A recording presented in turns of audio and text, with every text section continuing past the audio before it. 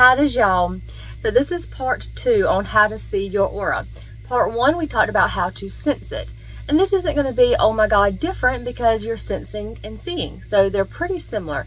And some people may have already seen it using part 1. And that's great. You know, there's no right or wrong. If you're new, welcome. If you've been around long enough, you know I stutter, I ramble, I kind of get off point a little bit, so bear with me and thank you. Anyway, so part 2. This is just one of the easier methods that I have came across. It does not work for everyone, but it is a easier method. Some people say to use like a white background or a black background. I simply will tell you, use a background that doesn't have a lot of detail. Like something like this that has a lot of detail, you're not going to use it. Use like your ceiling, your floor, the sky, pretty much just anything that doesn't have a lot of detail. And what you're going to do, some people will say use method from video 1, where you clap and you rub and you pull apart. And that's great. But you can also just put your hands together and pull them apart.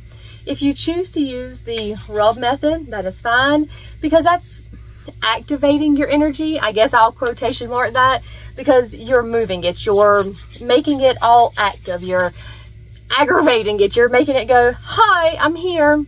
So whichever, if you rub or if you just pull it apart, when you pull your hands apart, look between them, and you're focusing your vision between your hands, but you need to unfocus your eyes.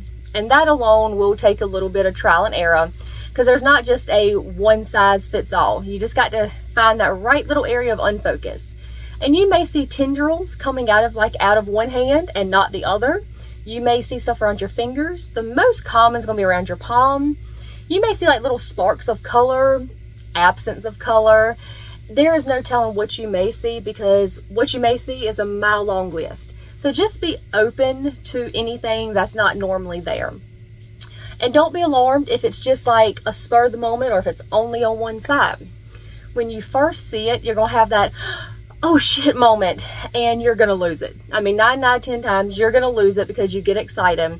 So just try again and you'll get it. Because once you see it for that first time, it's like, now I know what I got to do, and it's a lot easier to accomplish it. Isn't that most things? Anyway, so rub, regardless if you rub, and pull apart, focus between your hands, and see whatever you can see there. If you do not see anything, don't get discouraged, just keep trying. If you do get discouraged and you start to get aggravated, stop, like stop, walk away, go take a walk, just put it down, stop trying. Come back an hour later, 10 minutes later, whatever, and just try again. Because like most things, if you get irritated, it's not going to work. Now, with all this being said, if you have questions about this method, of course, feel free to ask. But this method did not work for me. When I was learning how to see auras, this method was crap. Like, hands down crap. It did not work. So, for the longest time, I was told, well, you just can't see auras. You're just one of those people that's not gifted. Seeing auras isn't a gift. It's a talent, I guess you'd say. It's something that you've practiced and learned to do. And I wasn't taught that when I was younger. You know, nobody told me this. So I was very discouraged, and I kept trying and kept trying. I was so determined, like, I'm going to prove y'all wrong. And I did, finally.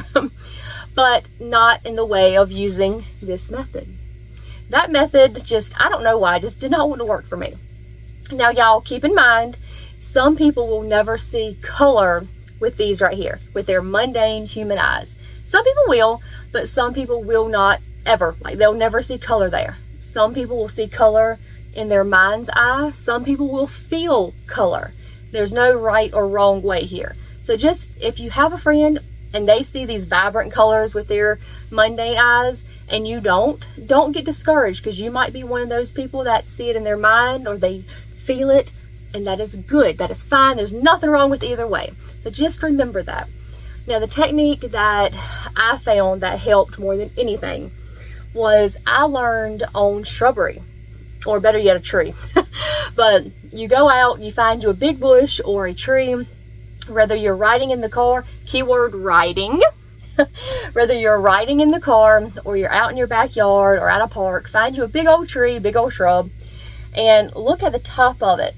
Like, the sky's back here and you're looking at the top of it, and unfocus, but focus your eyes, and most likely you'll see like an absence of color, or again, sparks. This is a mile long, but you'll see something on the top. Now that was so much easier to me than trying to do the hand method. And my theory is, in this particular context, I feel like nature was just less complex than the human body. So for somebody that was just learning, that was just easier for me to learn on shrubbery. Then same thing with humans. Once you see it, there's no like unseeing it. You learn, whether you learn this way, you learn on trees. Once you see it, you see it.